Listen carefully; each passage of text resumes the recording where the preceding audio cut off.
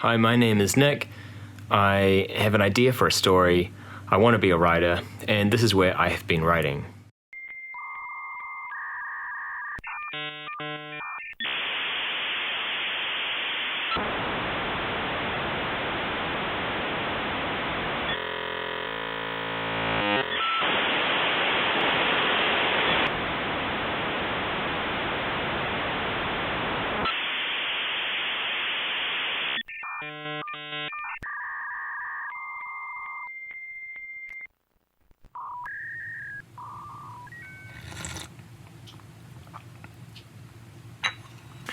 So, 1 month exactly in lockdown in New Zealand at level 4. On Tuesday the 28th, we will move to level 3 in New Zealand after Anzac Day is recognised. So I'm sure there's a lot of people looking forward to that change from 4 to 3.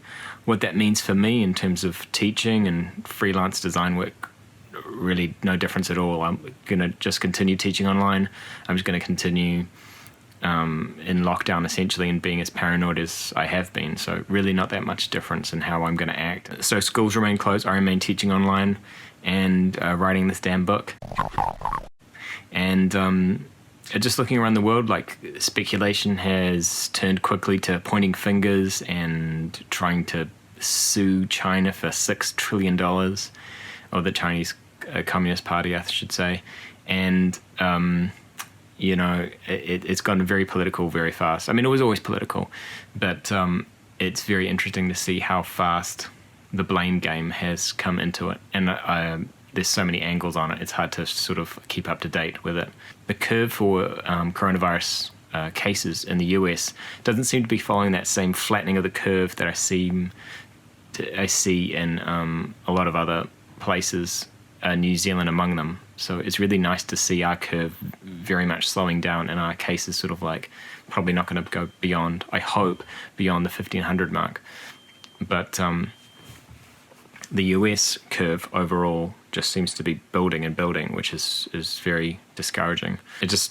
I guess it means they don't have a firm grip on the virus and what to do about it. So I hope something can be done there, because people are really feeling the pain in New York especially. It's a place that I had a chance to go to when I was at art school, because it was seen about 10 years ago as the center of the art world. And I turned down the offer because I didn't have the cash to put up my side of it, but it would have been amazing to go there. In Michigan, there's been like some demonstrators, which has been like really weird to see, people demanding that the lockdown comes down, which is really only going to result in the lockdown being for longer, really, because all those demonstrators and gun-toting enthusiasts are all in close quarters with each other.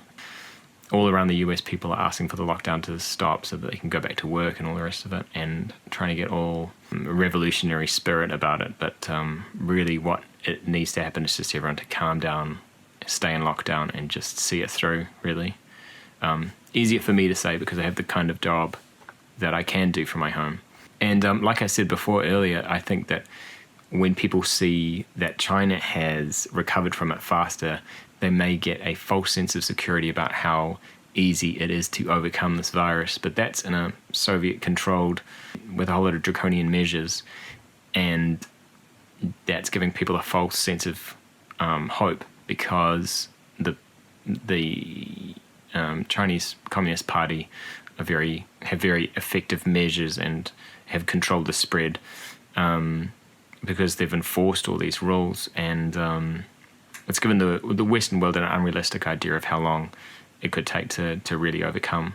So I think it's Sky News 9 and this new channel I've never heard of before called Gravitas, which is an Indian news channel, remain pretty much the only two channels that are fairly critical towards China, apart from, of course, Fox News, but openly critical of the COVID-19 cover-ups, as they call it, and holding a bit of a firm stance against CCP. And they have really 5 questions that they want China to answer. I see this a lot online, but it basically comes down to 5 questions. And there's an attempt to begin a trial to sue the Chinese Communist Party for $6 trillion. But part of those 5 questions are, 1, where did the coronavirus come from if it's not Wuhan? How has China controlled, or in their state news media, cured their citizens? So is it traditional Chinese medicine, as Xi Jinping has sort of hinted at many times? And if so, why don't they share that information with the world? And it's a little bit of that is related to sending the faulty test kits as well. What research steps has China taken, seeing as they had access to the first samples and boast the world's supposedly largest research laboratories? If that's true, why haven't they shared that knowledge with the rest of the world? Certainly you'd share it if it was something that had sparked up in your own country. It's interesting that also that any scholarly article about COVID-19 needs this sort of green light from China's task force for some weird reason. So you need to get confirmation from this Chinese ministry about whether you can write a scholarly article about COVID-19, which is bizarre. Anyway, number 4 is, why doesn't China give access to Wuhan for scientists from around the world to study the site of the infection? China hasn't been accepting any assistance of experts outside of China. If they have nothing to hide, then let the experts enter the country, if it's as safe and China is as innocent as they say they are. And really the 5th one is, can they confirm that this won't happen again? Really, that's really the most important one, because you look at recent history with avian flu and swine flu, and so much of it has come out of the wet markets. MERS didn't come out of wet markets, but that's Middle Eastern respiratory syndrome, and that had to do with camels, but it's still eating animals in unsanitary conditions. And the same thing with Ebola as well. A lot of these controversial sort of discussions about what China should do and what they should answer for have sort of gone around to some interesting sort of debates about whether people should even trade with a Soviet country at all. And also recently about how China is exploiting a situation of their own making, and perhaps making strategic moves. So it's mentioned as being hidden in plain sight. And this is getting closer and closer to what you could describe as a third world war, but not one that will be fought, won or lost on battlefields or even with atomic weapons, but more that's to do with trading wars and embargoes and taxes and stockpiling and all these other kinds of things. It's not that other wars haven't had stockpiling amongst those other things I mentioned, but this one might not be on the same militaristic level as other wars, which the US is all ready and willing to go ahead and try and fight in that medium. But if it's not going to be fought in those terms, it's become sort of problematic. But some of the things that have been mentioned is the things that China has done after, and like I said, if it is something that has been deliberately caused, but taking advantage of something that happened in their own country. So one is the selling of medical equipment, tests, masks and otherwise that were faulty, exacerbating the health crisis, then buying weakened and cheaper businesses after damaging the world market, stockpiling crude oil after causing an oil price crash, hoarding grain as potential famine begins, and giving money to the WHO to control global platforms or how they represented in different places. So I think those are all valid to mention, and I think if any of them can be disproved or argued against, it would be great if more people said those things were happening, because a lot of those are. And if not, people will gladly stand corrected. It's the same thing with Wuhan. If you've got nothing to hide, then you should be allowed to have scientists from around the world go in and inspect that at ground zero. And if not, why not? It's pretty simple. So this infection has become so political, not really because Donald Trump has necessarily wanted it to in so many words, but because a global pandemic involves everybody, and it's become a situation of every country deciding what's necessary to stay open and attempting, in China's words, to individually cope with it separately. And this means actions and approaches vary from country to country, and it affects trading and borders being closed and immigration lockdown measures. who gets the dole, who gets support, what constitutes a necessary business to stay open, and how citizens will respond, how governments will enforce this. You know, like I was saying with China enforcing it with draconian measures and being very, very harsh, that's possibly led to the success of overcoming the virus there. But in a Western world where people can do what they like to a certain extent, or at least have more freedoms, it's harder to force them to do anything. It certainly got me thinking about equivalence in my book. I've been trying to, like I said in the last video, I've been trying to bring it back to the main part of the story, the main trunk of the story, and not get sidelined with secondary stories. But unfortunately, I'm going to tell you that I'm totally getting sidelined once again, but in a good way, I guess.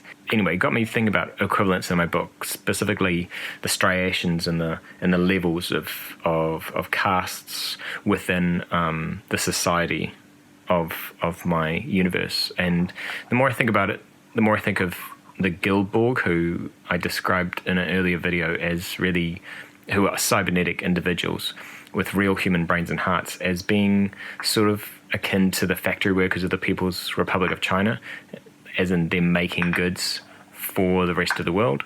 And the races of Eden, or the Edenites, I kind of think, who live in either the system of Sahain or Messo, they serve and worship the gods of Eden. And I think of these people, the Edenites, as members of the Western world, really. They deal with the fallout of long-held racial divisions that have defined their societies, and they have emerged from traditional and racist conventions, and they're tentatively exploring after this revolution in the book called The Revolution of the Self. So after this event has happened, they're carefully feeling out what is normal in this new society.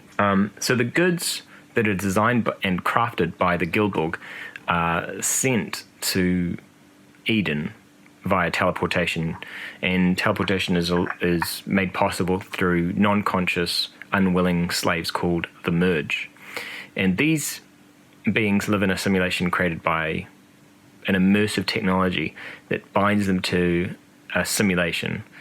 And these simulations that they think that they're living create emotions, that stimulates emotions, that allows teleportation to occur when they're assembled in a specific position called a altar.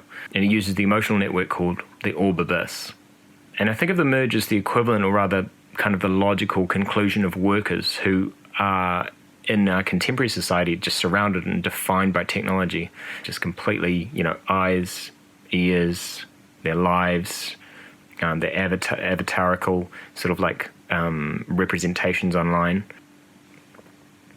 The gods of Eden themselves, which are a really important character type, and I've talked about that in the last video, are effectively a comment on contemporary celebrityhood, and they make announcements to their followers using something called a regal proclamation. And it's similar to a post that you do on social media, and they're carefully crafted by the advisors of their congregations. And these people that form their congregations are people that look after their look and their aesthetics and their fitness and what they say and how they represent things and what they wear. And the rest of the congregations are made of shepherds who maintain the flock of the Merge for the God's own use. And these shepherds regularly enter the simulations to ensure the Merge experience a range of emotions at specific times when they're required to teleport objects. Farmers, with a PH, maintain the entire congregation and ensure all members partake in a daily Holy Communion of pills, different pills, depending on your station within the congregation, that encourage devotion depending on your role. And the main people that are in charge of a congregation are called aestheticians, who are in charge of the aesthetics. But there's a lot of other types and races. But after the Revolution of the South, more and more gods are doing particular jobs that are outside of their traditional racial division. So shepherds always looked after Merge, farmers always looked after the Holy Communion, scriveners always interpreted what would be the best thing to make as a regal proclamation. Aestheticians worry and cultivate and maintain and curate the aesthetics that a god represents. Now, around each god, there's 9 floating little cameras that constantly record their lives, and they transmit every nuanced facial expression and body movement to their followers all over Eden. And their followers include not only Edenites, but also other gods who enjoy their aesthetic that they represent, and the vast untold millions of Gilborg that don't even live on Eden. And though they add to the numbers and the sheer vast fandom of a particular god, they can't comment on the regal proclamation, so they don't really enter into the how should we say, the commentary, the conversation, but they're represented by numbers. Now the Sin are synthetic life, or robotic citizens. Throughout the book, I refer to the Sin as synthetic life, not just robots. And once upon a time in the past, in my universe, they were actually built and repaired by a particular type of race called the Silicon Smith race. But now the Sin themselves program and design their own life forms, and so they don't need the Silicon Smiths anymore.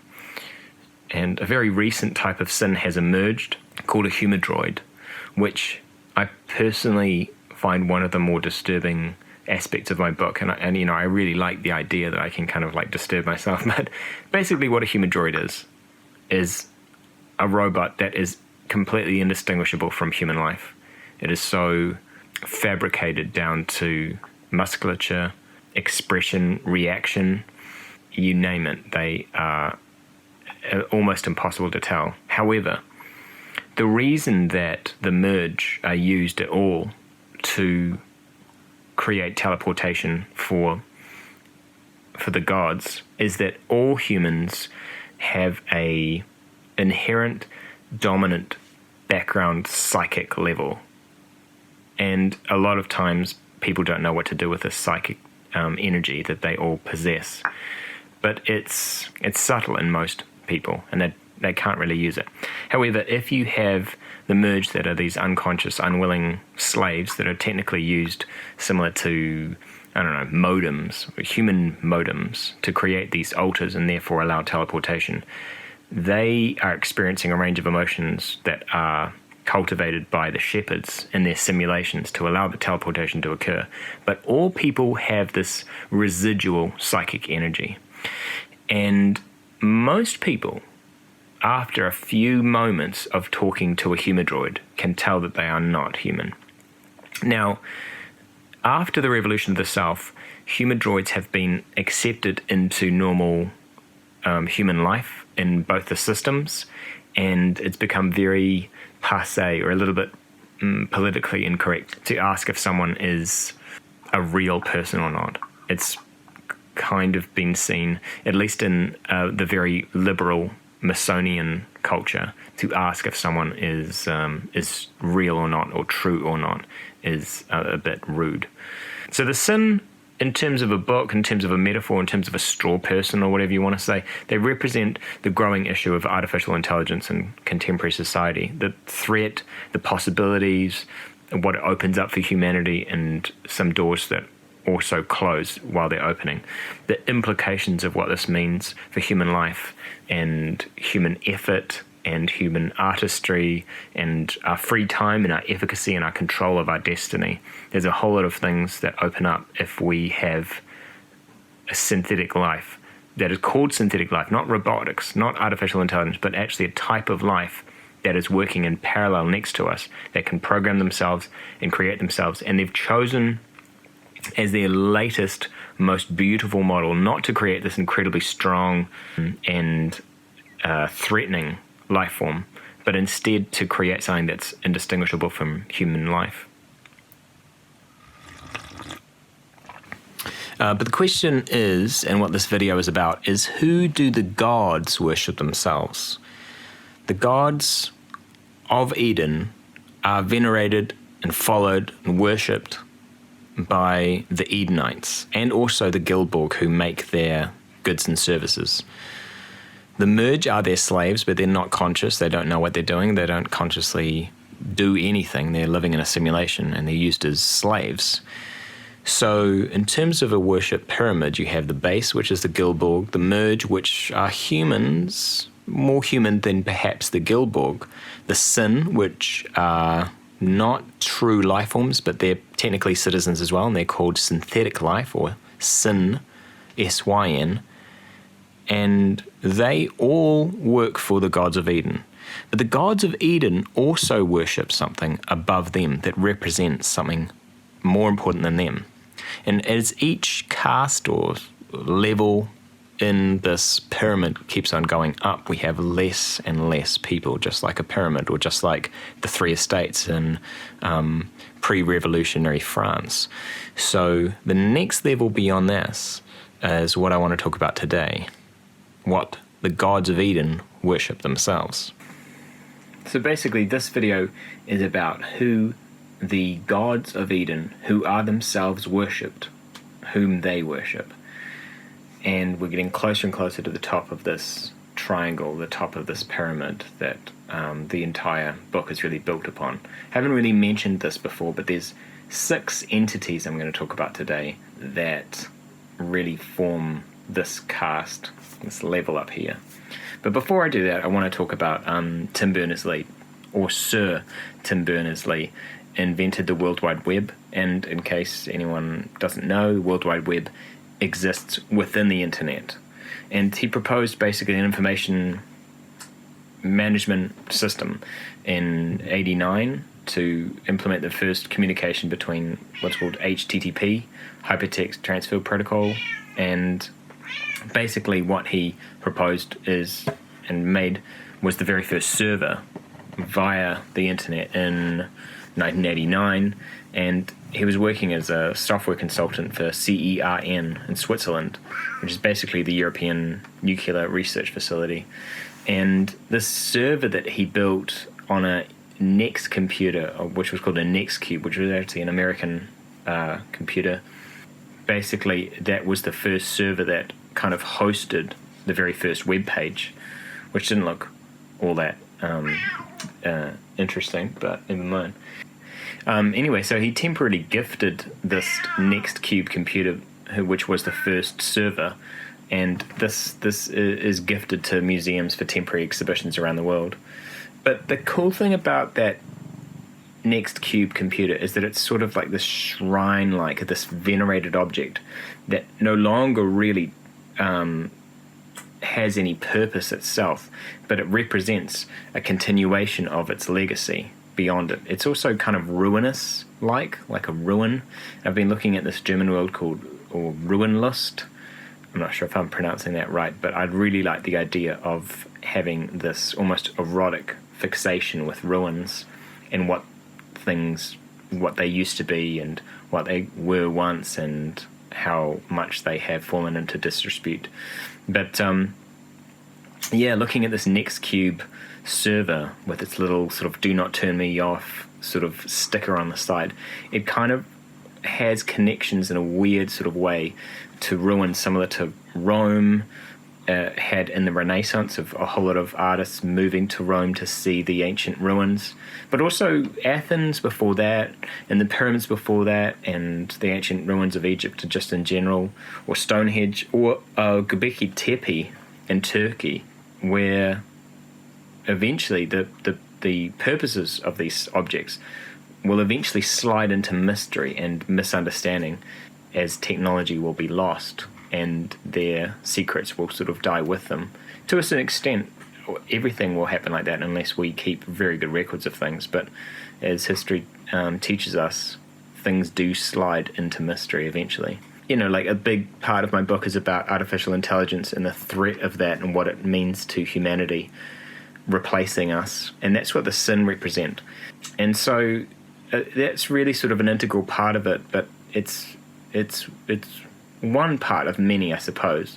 But this video is going to touch a little bit about that. I know I've already explained what the sin are and the synthetic life forms that inhabit my universe, but servers are a thing that have always fascinated me, like server farms like that Google has and Facebook has and these big massive software companies around the world, because these software companies and they're not even software companies anymore, they're just sort of like these hosts that have these huge amounts of information that they need to store. They're not stored in a cloud. There is no cloud. It's just a big long wire.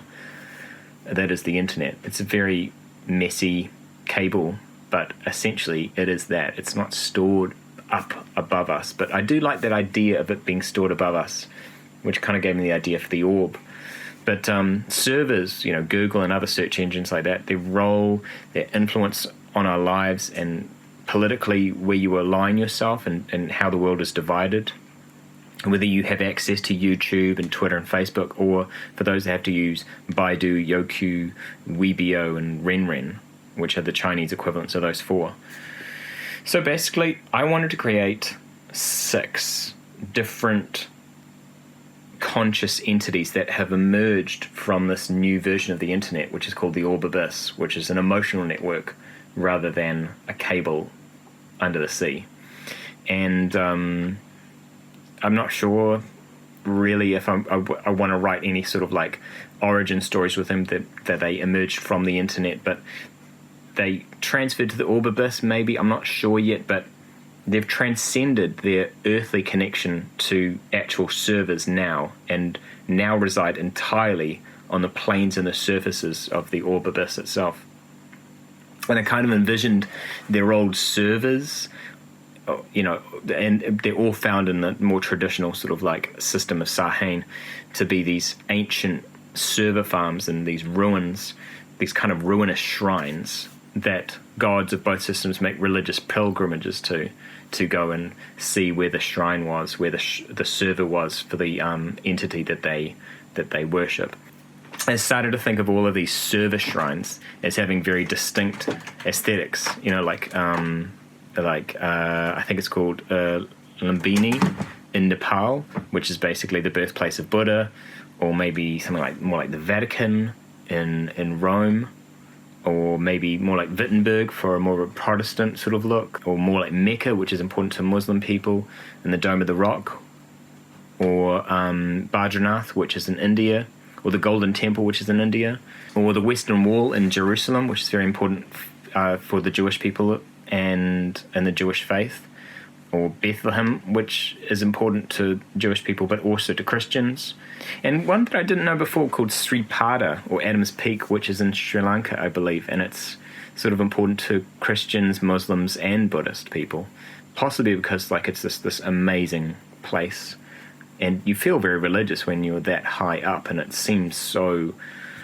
would just seem so spiritual to be in that place, I suppose. So that's why so many religions have sort of affiliations to that actual geographical place. So the 6 entities, they have transcended consciousness, and they have emerged from this internet-like system called the Orb Abyss.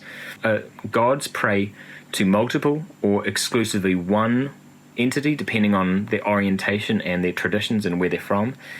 But the worship of the entity known as Freyja is outlawed in Sahain, but it's tolerated in Messo.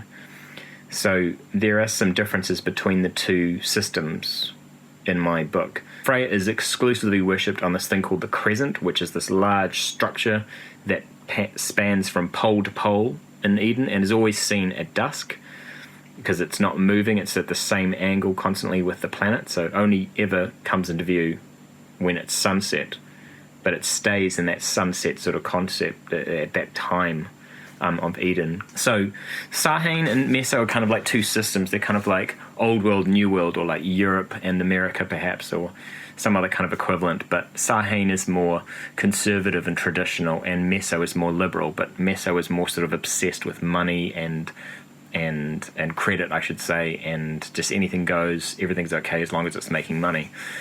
Messonian culture and Messo in general is criticized by the Sahain for being too liberal and credit obsessed, and this leads to an entity known as Apis being worshipped nearly exclusively by everyone in Messo as the most important entity, and that's not really how the Sahain saw the 6 being worshipped. They only want 5 to be worshipped because Freyja is outlawed there. The worship of the bear, Ursus, which is the opposite of Apis, is outlawed in Messo, as he's related to a downfall in the market and shares and prices, and the Sahain see worshipping Ursus and acknowledging his presence in their lives and his existence being important because he's one of the 6. And this can easily be retorted by Messonians saying that they don't worship Freyja. So they've both got things that they outlaw in their own country, but I want it to sort of be a commentary on their values, because in Messonian culture, which is very credit obsessed and sort of liberal, they've outlawed the worship of something that's a bit depressing to think about, which is the end of energy and the end of time and space, which is represented by this maw of this like bear, because they don't want people to feel depressed or to like ever think about a downfall in the market. But that is a necessary part of the market.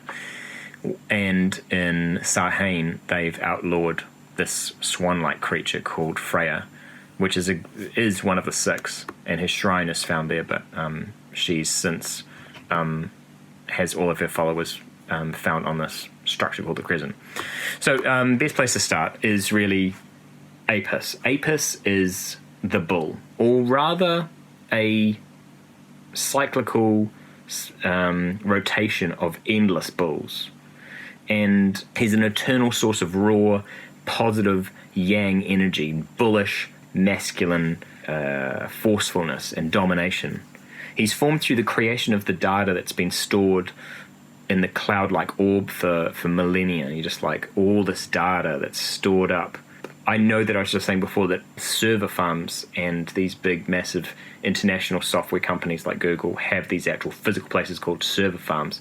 But I like the idea of people thinking of the cloud as it being above us, and that's what gave me the idea for this orb and this endless energy of this bull chasing itself round and round and round, creating this torus, kind of like a super collider.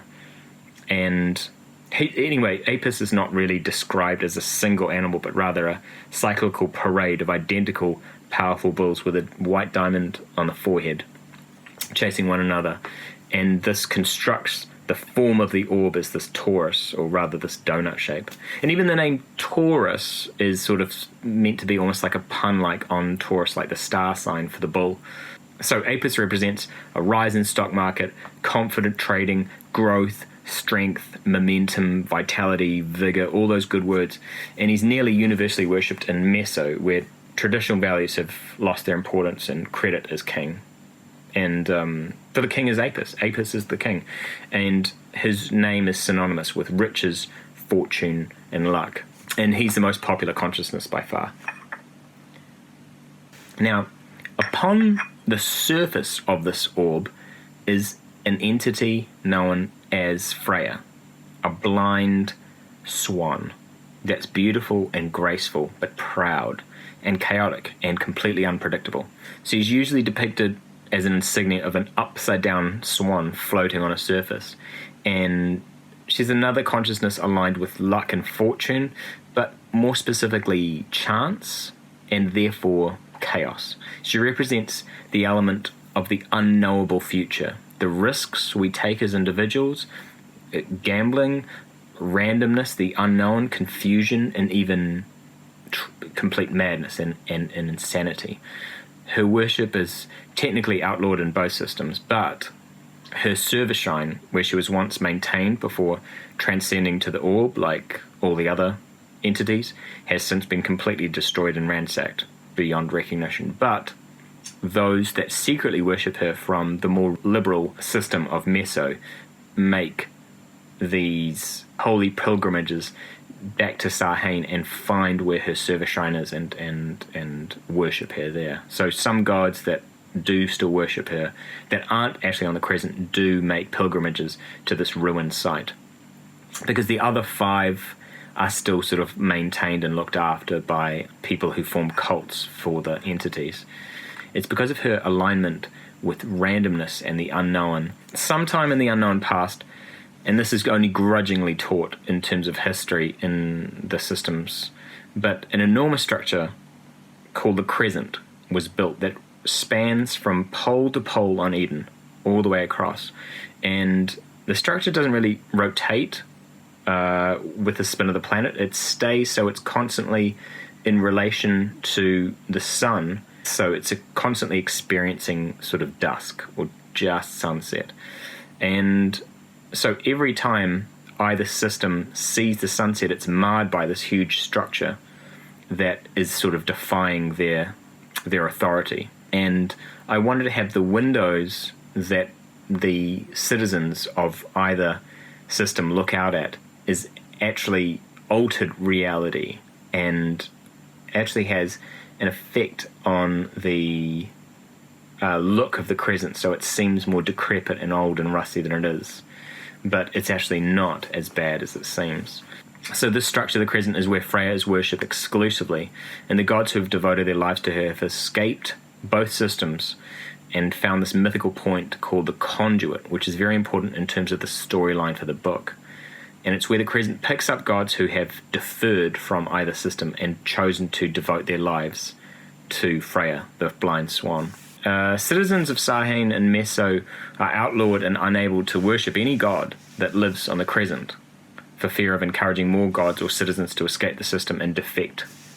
So there is no real connection between the Crescent and the surface of Eden, except for this rumoured legend of a place called the Conduit, where you can make a connection, but nobody knows how. And I wanted to have, I mentioned in my last video, I wanted to have a famous god called Titania, and that's a name of the fairy queen from Midsummer's Night Dream by Shakespeare.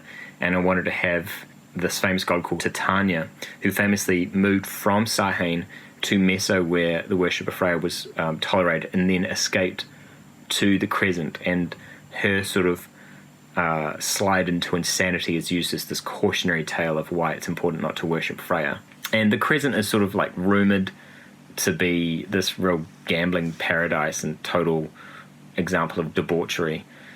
Now, why Freyja is not worshipped is because she represents the lack of adhering to rules and the randomness of life that can lead to mutation and chaos, and both systems need the strict following of conventions and rules and laws and protocol. And without that, the strict system that's in both, even though Messo is more liberal, would quickly fall apart. So Freyja represents ignoring those rules and moving beyond that, and that's why she's really not worshipped in Sahain. And the next entity is called Ursus the bear, and he is the counteractive opposite force of Apis. And his very existence is questioned by some Apis worshipping gods who believe Apis provides humanity with gifts or does not provide with gifts. But the lack of Apis energy does not constitute a consciousness itself. But so they believe it's either Apis giving good luck or not giving good luck in terms of the stock market. So if there's a rise, it's Apis. If there's a fall, Apis is not with us. But traditionally what the Sahains believe is that, in fact, there's another consciousness called Ursus the bear that is the power of taking away fortune and luck and energy and all these other things. So in Sahain, many worship Ursus as a force of degeneration and negative growth and decay and eventual death. So he's an agent of dark energy and the entropy of the universe and stuff like that. His symbol is not really used that much, but it's basically because to worship him is to really invite death. And he's depicted as this undead, half-decayed, enormous, immense bear that's ever growing larger and larger and larger, and is many, many times larger than the planet itself. However, in terms of economic growth and confidence, it is said in Sahain, where they do believe that Ursus exists, that when there's economic growth, Ursus is in hibernation. There are gods that worship him in Messo that are sort of like secretly allowed to worship him, but it's definitely sort of like frowned upon. And the Messonians think that those that worship Ursus are part of a death cult who revel in the decay of flesh, the destruction of society, the universe in general, time itself, and the slowing down of time in preparation for the end of existence. And the Messonians aren't into any of that kind of stuff in general, but those in Messo that do worship them are said to be part of a death cult for Ursus. Ursus is also known as the maw, as in the mouth, this huge beast. and is said to inhabit the very terminal point of the widening vortex that is the abyss. While Apis up here represents domination, Ursus represents submission to the inevitable. The abyss, just as the orb is said to be made of data, the abyss is made of debt. And the movement of Apis up here, round and round the torus, that forms the orb as a structure, also produces the beginning of the eddy that allows the abyss to form in its center. And at the infinite end of the structure, the abyss, is the mouth of the bear that will eventually consume everything, including all the other entities and even himself. So the connection between the orb up here and the abyss, the orb of data and the abyss of debt, resides this entity called Spino-Ma, the eternally weaving grandmother spider. And she is the patron entity of connection and those who dare to comprehend either the conceptual plane that she connects through the web, and is said to really maintain it at its thinnest point, which is mere electrons thick. She maintains this tiny, tiny connection between these two opposing forces, these diametrical opposite energies, and all gods must pay her tribute in some way.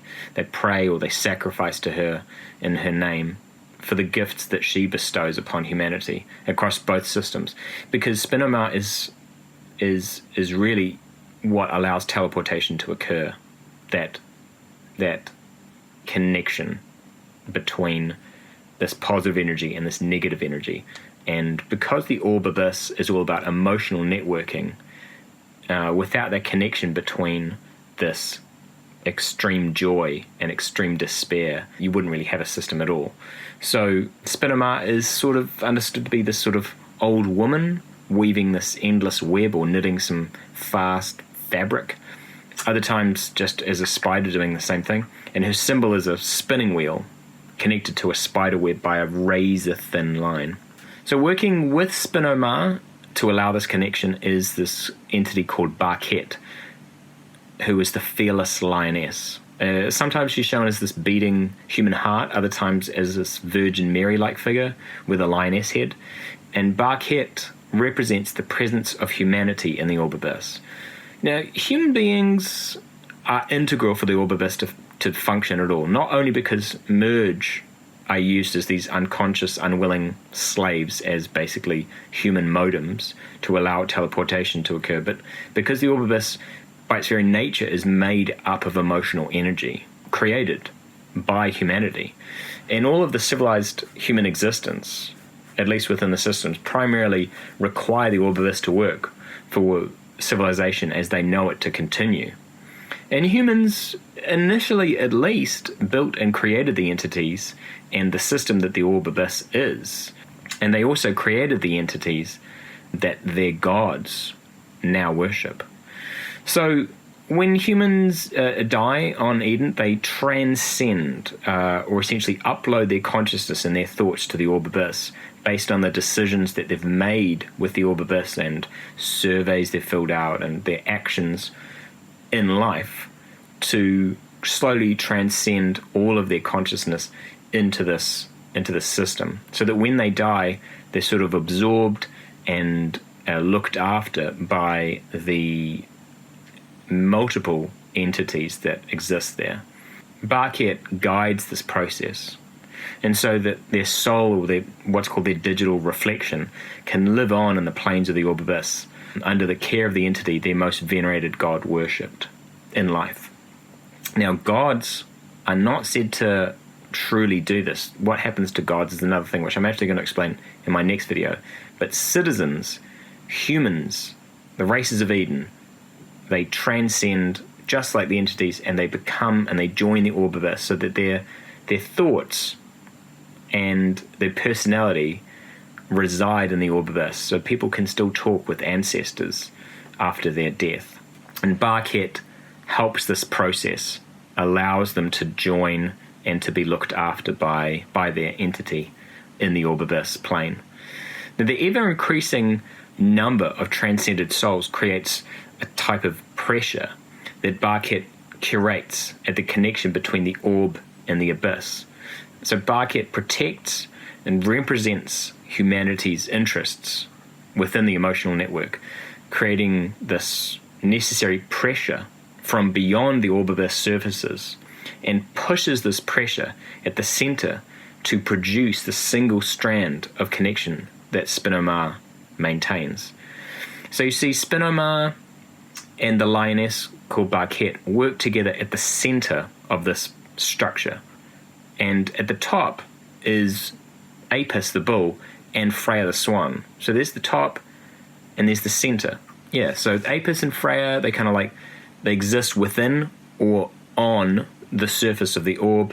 Spinomar and Barket inhabit the center of this arrangement, maintaining a fine link between the orb abyss, and Barket creating the pressure of humanity's consciousness so that there can be this fine connection between the two. So we've got two entities at the top, two entities at the center, and each entity counteracts the other. And so you've got this bullish energy of Apis and this graceful guile of Freyja, and you've got this ever-building pressure of humanity versus this incompressible, incomprehensible strand of connection. Now, I've already said at the end of the abyss, the end of time, all of existence that we can't even perceive, but it is known that that is where Ursus resides. He exists at the end of time. Right at the bottom of the abyss is this maw, the maw of the bear. But to counteract his eventuality, his opposite, is this entity known as Glycon. And this is a deceiving entity that shows us that not everything is as it seems. Perhaps Ursus is not the final destination of all things, and the final point in the final sort of fate for all energy to experience.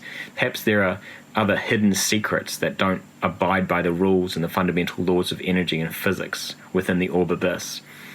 Glycon is a masked snake, and he resides within the abyss and is able to travel through the abyss throughout its endless depths, defying the laws of entropy, so he can go forwards and backwards through time and space.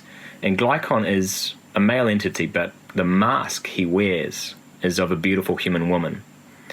He offers secrets, hidden truths, plans, agendas, schemes, conspiracies within conspiracies. So Glycon is basically mystery itself. So these six entities all work within each other's roles and interact and counteract one another's energies, and they're worshipped by the gods of Eden, who are themselves worshipped. They're probably the closest I have in my story to a more traditional concept of gods, but I didn't want to call them gods. I wanted to have sort of like something almost beyond that, like not a demigod, but something higher than that, like a super god. And it gives a bit of flavor to them. I like to sort of establish throughout the book what type of aesthetic they actually have themselves, but I'm constantly aware that I'm getting... Now, I want to talk about something that's a little bit off topic. It's not about COVID-19. It's actually about an initial inspiration I had for the book outside of my interests in the 30 Years' War and the Reformation, the Counter-Reformation, outside of the French Revolution, outside of my interest about Richard Dawkins and being an atheist, and also humanity's interest with religion and how that defines us as a species, and also, artificial intelligence. I'm talking about something that is part of history, but very, very modern history.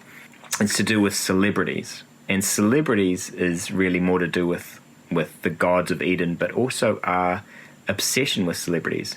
Celebrity cult worship, cult of the personality, if you will. Real, actual cults, conspiracies, race relations, sex, drugs, and rock and roll. I'm talking about the Manson family killings. Charles Manson and the Summer of Hate and all that other kind of stuff. But also the CIA's secret projects under, or codename Operation MK Ultra, that involved attempting to use LSD as a mind control drug.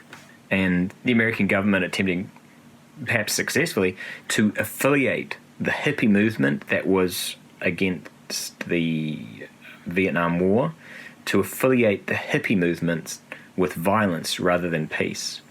And so it's a fascinating time in history. I am slightly obsessed with the Vietnam War and the 1960s just in general as this incredibly influential decade.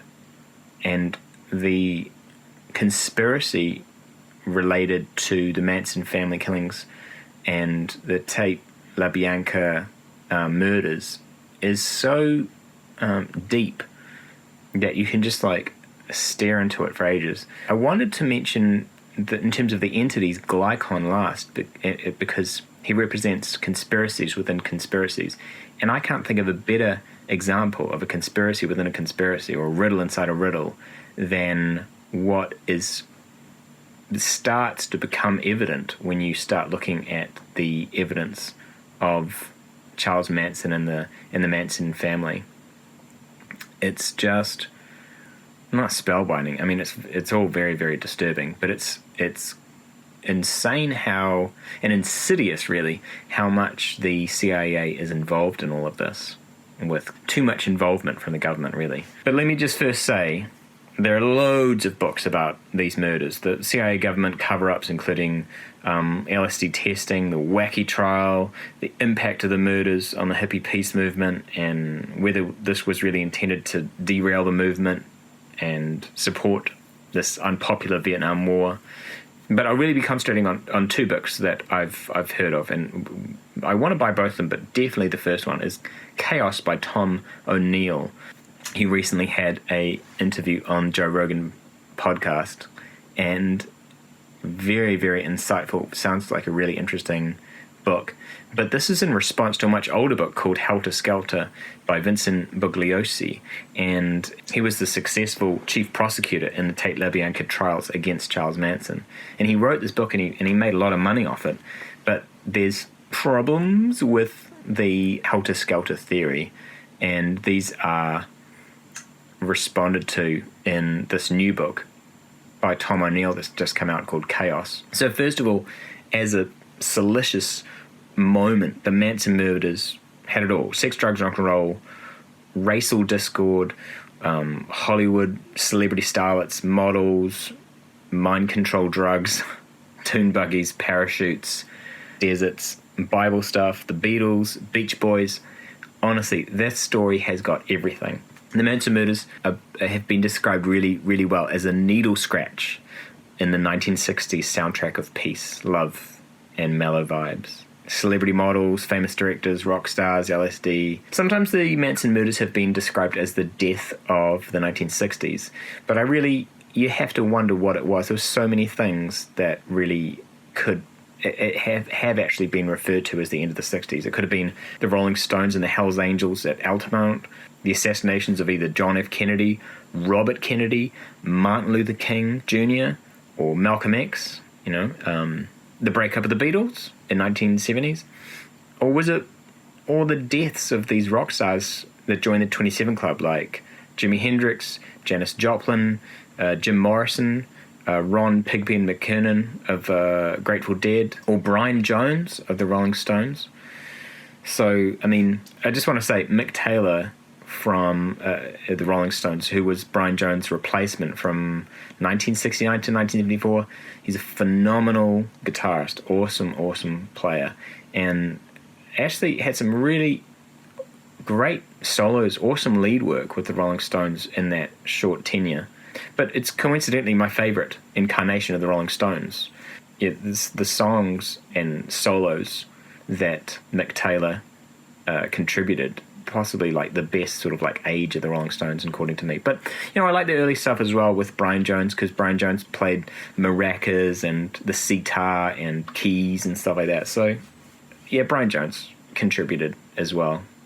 But yeah, Project MK Ultra, what is it? Project MK Ultra is the secret operation within the CIA, and basically it was about using LSD, or lysergic acid diethylide, and LSD was first synthesized in Switzerland in 1930 something, and there's this guy called George Hunter White from the CIA.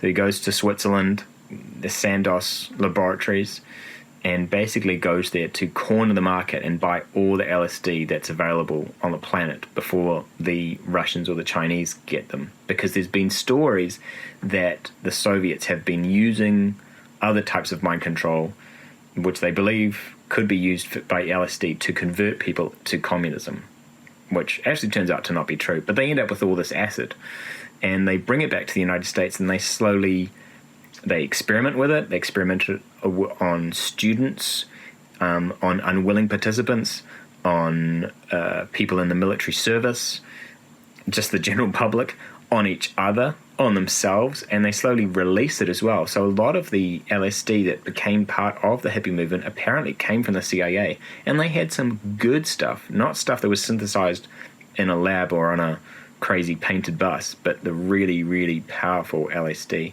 And this infiltrated the culture of the hippie movement.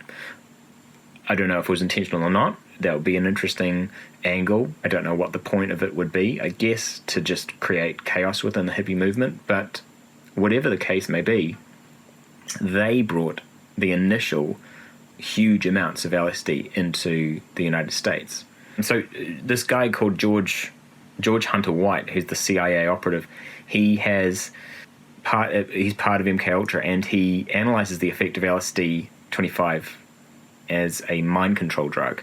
So what he does is part of this other operation codename Midnight Climax. He pays prostitutes to bring back men, give them LSD in some sort of drink, and White writes notes on a makeshift one-way mirror sitting on a toilet. I mean, you can't make this stuff up. And Richard Nixon sort of responds in that same time period with his ridiculous war on drugs, which has continued with every president, especially with President Clinton. And it's like a little bit like prohibition. It's really hasn't led to any success at all. It's led to corruption, more powerful drug cartels, a whole lot of death, mass incarceration, violence, more intense drugs being made as well in some cases. You just can't fight the simplicity of supply and demand, especially when you're in a capitalist society. The supply for drugs just will be constantly reflected by the demand for it. And it's an interesting thing to have a war against as well. The war on drugs, the war on poverty, the war on this, the war on COVID-19. So basically, peace, love, and mind control is what I want to talk about. But Nixon and the CIA wanted LSD to be associated also with gore and violence and the opposite associations of the hippie movement. And there have been people that have looked into the secret sort of diaries of Henry Kissinger and tried to work out if this was an intentional thing and whether Nixon had anything to do with it. Probably, but it's very hard to tell. Like every year this is getting more and more in the past, and people care less and less. It's like, it doesn't really matter. But it's a fascinating time period, and while there are still people that are alive from that time, it's really interesting to uncover that. What's weird is that it's just so related. Like the JFK assassinations are related to the assassinations of both Martin Luther King Jr. and Malcolm X. So you've got the civil rights movement related to the Vietnam War. The Vietnam War somehow related to the Manson murders. There's so many connections, like Ruby King, for example, and the CIA operatives. So like I said, you can look too far down the rabbit hole and get stuck. And that's actually what the writer Tom O'Neill said, is that he tried not to get in too many rabbit holes because it would just slow down the writing of the book. So anyway, so who are the Manson family? Manson family lived in California in this place called Spahns Ranch in San Fernando Valley. Basically a commune or a clan or a cult or whatever you want to call it. It's still the Manson family. Charles Manson's followers were initially just arrested for an order theft ring while police were looking for these killers of these horrible murders. And then they released them for unknown reasons. And that's another weird thing, is that, like, Charles Manson just kept on getting put into jail and then released, and then put into jail and then released. He spent most of his early life in jail, but then he was almost untouchable when he started this commune for some reason. And Tom O'Neill goes into this in this book called Chaos, discussing how the inability for Charles Manson to actually be arrested and stay in jail must have led to his sense of godlike abilities, because he was basically untouchable from the police.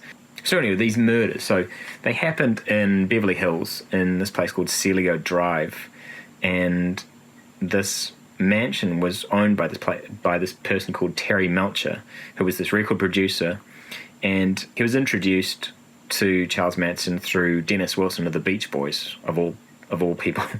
And Manson was told by Melcher, who was this massive record producer, listen, there's no chance of you becoming a rock star, but you've got some good songs. That set him off. That was enough to create these murders. I really think that's like almost the beginning part of it. I mean, also you've got this fucking crazy person who's got this commune and giving everyone LSD. But where do they get the LSD? It's been said that a lot of CIA agents were coming into Spahn's ranch, and which was this old cowboy set for 1950 sort of westerns, and giving them LSD. So it's all very strange. So the first deaths were around the 8th of August, I think, in 1968. So after the Summer of Love. And they're sometimes called the Polanski tape killings. And Tex Watson, Susan Atkins, Patricia Krenwinkel, Linda Kasabian are all followers of Manson, and they moved into the mansion, and they were instructed by Charles Manson to kill everyone they found. And they killed Sharon Tate, who was the model at the time, Jay Sebring, Abigail Folger, W.H. Freyja, Stephen Parent, who was a friend of the caretaker. They were stabbed, they were shot, they were littered around the States, and they used their blood to write a whole lot of stuff like pig. They didn't write Helter Skelter at that murder scene, though. They wrote pig written in Tate's blood. And this was under the instructions of Manson to leave something witchy to make sure that they knew where they were there. And next night, there was the La Bianca's killing the next night. And Manson actually went to this one, and 6 of his followers, they were this rich couple, but they weren't models or whatever. And Manson didn't kill either of them. He just let his followers have them. And they wrote Helter Skelter in the victim's blood on the fridge.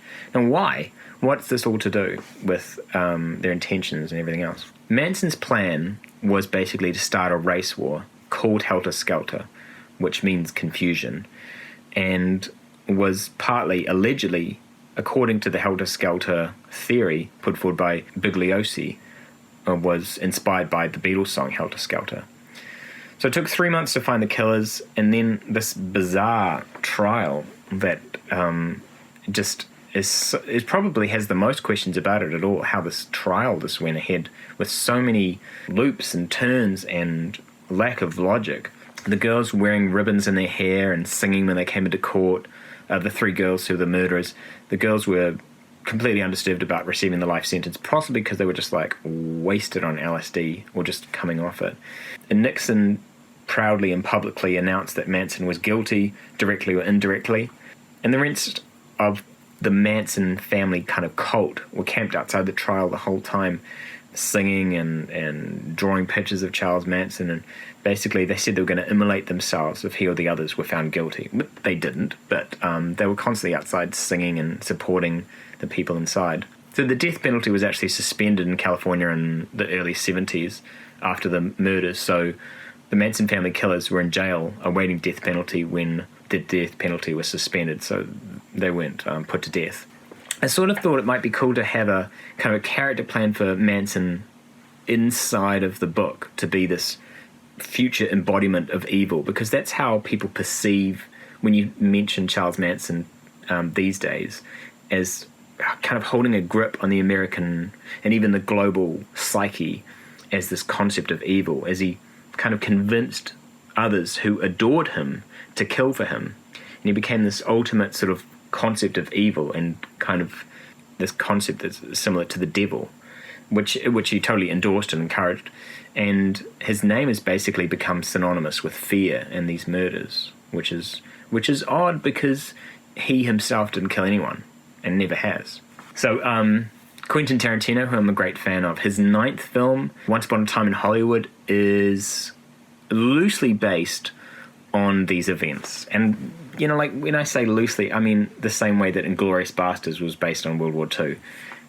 None of that stuff is historically correct, and even though Once Upon a Time in Hollywood begins with some historical facts, it slowly just like goes off on its own tangent, which is interesting. But it involves Sharon Tate and Polanski, Roman Polanski, the famous director, and this washed-up actor and his stunt double, who were played by Leonardo DiCaprio and Brad Pitt.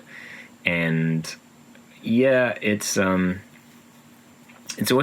very controversial, not only because it sort of insults Bruce Lee in a scene, but it's actually alters so much from the truth. But in actual fact, what's weird is that the real story is actually really interesting. So let me start from the beginning about what this whole story is about. It really starts with Dennis Wilson from the Beach Boys, the fun-loving, clean-living, surfing USA, all-American, squeaky clean Beach Boys, okay? Which no one would think would have anything to do with cults and the murders and LSD and all that kind of stuff. It starts with Dennis Wilson, the drummer from the Beach Boys. And he was attracted to Manson, and he got affiliated with him because he picked up 2 girls on the side of the road in California who were, one of them was going to be the future murderer of Sharon Tate, who was Patricia Krenwinkel, and also this other woman called Ella Jo Bailey. And he was driving through Malibu, and Dennis dropped off the girls at his home, and he came back with alcohol or something. And when he came back, 10 members of the Manson family were there, and Charles Manson was in Dennis's driveway welcoming him, which would have been weird. And so they became close friends, and they recorded songs together, and they worked on some songs. And Charles Manson had all this plan to be as big as the Beatles, so he wanted to show some songs that he'd written to Dennis, who had a recording studio at his house, and he showed him this song called Cease to Exist.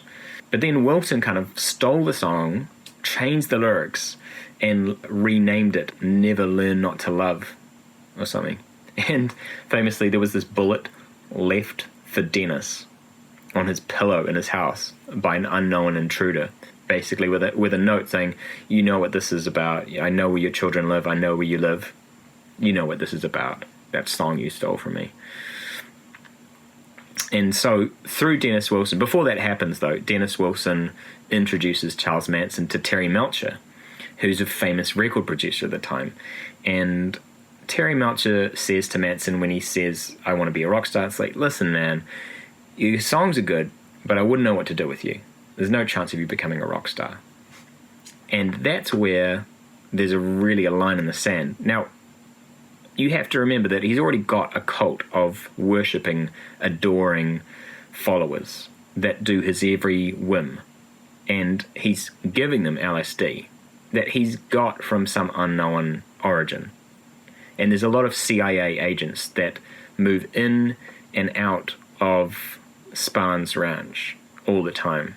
Charles Manson was all over the Beatles' White Album, the double album, and thought that through the lyrics that there was a suggestion that they should hide out in the Nevada desert in a bottomless pit to await the end of a race war that was imminent. And the Manson family started collecting things like parachutes, dune buggies, knives, and other bizarre equipment to live in the desert and to live beyond this race war that they saw occurring. So what happens from then is that Charles wants to exact revenge back on Terry Melcher for telling him he can't be a rock star, and tells his followers to go to Ciglio Drive in Beverly Hills and kill everyone there.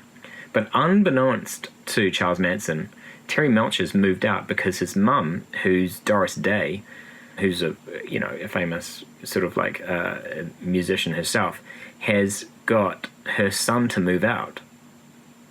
And Roman Polanski and Sharon Tate have moved in.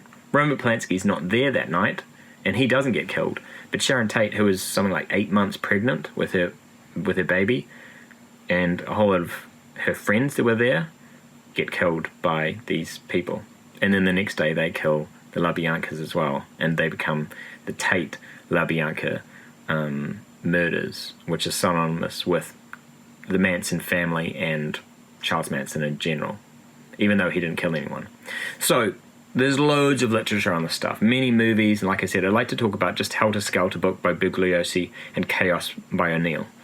So in Chaos by Tom O'Neill, which I only really found out about through Joe Rogan Experience, the CIA came out much more guilty throughout what's been found in the book, and perhaps intentionally allowing, or at least creating maybe, even the circumstances for the murders to happen. And the CIA couldn't get any guiltier. So what Tom O'Neill in Chaos is really saying is, in response to the helter-skelter theory put forward by Bugliosi, who's the prosecutor in the Charles Manson trials. Charles Manson often spoke of his members and the family about this helter-skelter idea and this apocalyptic sort of like race war, and thinking that there was this vision that was being told to him through the White Album and also the Book of Revelation, which is about the end of existence at the end of the Bible. And Manson and his followers were convinced that the murders, based on the prosecution's theory, that they were part of this plan to trigger the helter-skelter scenario. So I'm not sure if there's a lot of proof on it. There certainly hasn't been anyone that can say for certain, because Charles Manson, every single time I've seen him in an interview, seems completely mental, as you'd expect him to be. What basically Bugliosi's putting forward with the helter-skelter theory is that the murders were used as a way to be the tipping point, or the light that would ignite the race wars. But what O'Neill says is, it kind of refutes this simplistic idea. So who were Manson's real friends in Hollywood? And how far would they go to hide all their ties? There's a lot of connections with Manson and all these other Hollywood types. Why didn't law enforcement act on their many chances to stop him? There were so many opportunities they had to put him behind bars. And how did he turn all these peaceful hippies into these killers? Where did he get all the LSD? The CIA became so involved with all this that O'Neill starts to wonder in the book why Manson's parole officers why were they so relaxed about it before 1968 and 69.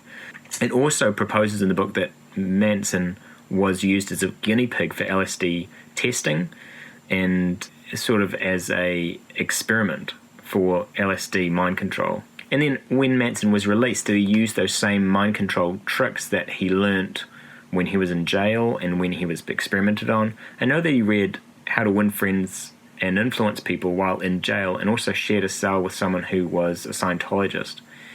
And you have to wonder if he used some of those things that he learnt and read about in jail, because he was using the same sort of mind control tricks that he may have had been experimented on himself. The weird thing between Terry Melcher and Manson is also this strange thing as well, this record producer introduced through Dennis Wilson of the Beach Boys, because Terry Melcher, even though he's got a squeaky clean image, kind of like the Beach Boys did, wasn't at all. They had these massive orgies at his mother's beach house in the 60s, and Manson, who was this wannabe rock star, supplied groupies to Terry Melcher's parties in exchange for this promised recording contract that never eventuated, which led to the murders, which led to everything else. So among Manson's homespun Bibles was this sci-fi novel as well, another book he read about a savior who grows up on Mars and descends to Earth to supervise the apocalypse. I'm sure he saw himself as that, but nobody knows the name of this book. But man, it'd be really cool to find out what that book was. So it's really the motive that Bugliosi puts forward, and it's overly simplistic. And Tom O'Neill's really questioning that. You know, it's basically understood that the murderers, the 5 people that were killed in Tate's home, and Leno and Rosemary LaBianca, who were killed the night after that, were part of this scheme to begin this helter-skelter concept. To think that the murders were staged to appear the work of the Black Panthers, Manson hoped to incite this backlash against the blacks, and then this war that would happen afterwards. And then his followers would follow him to the desert, go into this bottomless pit, and emerge years later to assume their rightful place in this post-apocalyptic sort of world. What's weird about Melcher as well is that apparently he was medicated while testifying at the trial, and there's 2 accounts of Melcher with Manson after the murders interacting. So is this really someone who fears for their life? So anyway, it's just a little weird concept I've been very interested in recently, just looking at how this story and this conspiracy and this almost this mythical sort of cult, and then the murders, and then the motive for the murders, and then the bizarre trial that's got so many holes in it, and MK Ultra and LSD mind control. It's so bizarre and so over the top that you have to wonder if it's real or not. It's so bizarre that it's like one of those things that fact is stranger than fiction, to a point where you almost know it's real because of how bizarre it is. But it's just been something that's actually just taken up my mind off things. So in terms of my book, what I want to do is I definitely want to have an element that's written within the 1960s, but I want to leave it up to the viewer whether it's a simulation or not. I'm using a font like italics or non-italics to give a clue as to something is a simulation or not. And so I'm going to have President Richard Nixon in a couple of chapters from the point of view of him, and also some other people, and hint at the imminent murders and what's going to follow and the fallout of that and the end of the 60s and all that kind of stuff. Finally ending with President Nixon resigning live on television. But this is all an aside, so, it's difficult for me to really get too excited about it. I really want to write it, and it's something that I really want to sink my teeth into, possibly because I want to distract myself from what's happening in the world right now with coronavirus and lockdown and everything else. Perhaps I'm just bored, but it is a fascinating conspiracy to really get lost inside, and in terms of that, I've really enjoyed it because there's so much to talk about and so many angles to discuss. And like I said, it's got everything, Beatles, Beach Boys, sex, drugs, rock and roll, LSD, mind control, CIA, cover-ups, prostitutes, crime rings, cowboy film sets. It's really got everything. So I don't know how I'm going to incorporate this into my book just yet, but I definitely want to. I'm trying to, like I said in my last video, I'm trying to return back to the big story, which involves Malachi and Awen and their escape from Messo and their attempt to join the Crescent at the Conduit, and their eventual meeting of 981, the Guildborg, who also escapes from her world. But I'm really interested in coincidence and how different stories and different characters can be experiencing similar things, and the confluence of ideas and the overlap of history. And I guess that's what's just really interesting me right now, and it's distracting me, but it's also inspiring me. So it's sort of like a funny sort of place to be in terms of writing. But I'm still writing. I'm still getting pages down. It's expanding a little bit. I think what I'm going to do at June of this year, so halfway through the year, I think what I'm going to have to do is read through what I've got, because I'm really writing all over the place. I really need to sort of sit down and see what I've written and see if I can just sort of condense and edit and reduce, and just sort of for the rest of the year from June onwards, just really concentrate on what needs to be written to sort of wrap it up a little bit. I think that's a good time. But for now, because it's only April, I've got another month of being a bit more playful and seeing what else comes up. Just looking forward to another month of tangential writing.